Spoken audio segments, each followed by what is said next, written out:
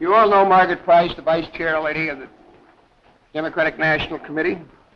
We thought we ought to come down here and say a few words. We know it's early, but we have every evidence that our workers did a very successful job in getting out the vote in the East, and we think the trend that started in the East is going to continue across the country.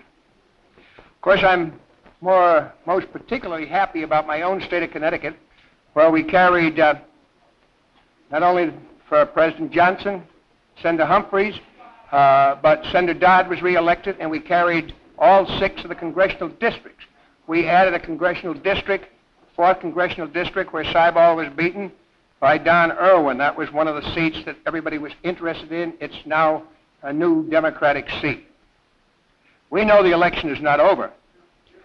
Polling places are still open in some areas across the country, but I'm confident if our good Democrats work in these states, and they are working, from the reports I get, just as hard as our workers worked in those states which have already reported, that we will carry these states too.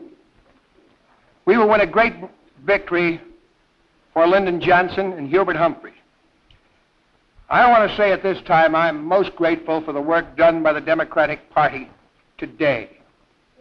Our Democratic organization did the job we set out for them to do.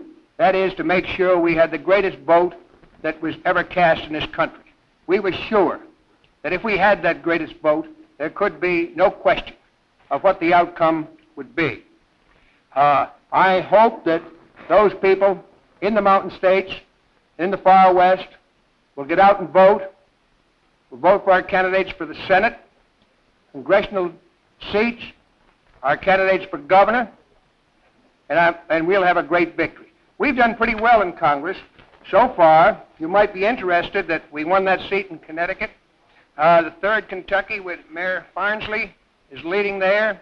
We think we have a good opportunity in the 2nd District with Bill Hathaway. I'm going to pick. I'm very satisfied with the results as they have come in. New York State's polls are just about closing.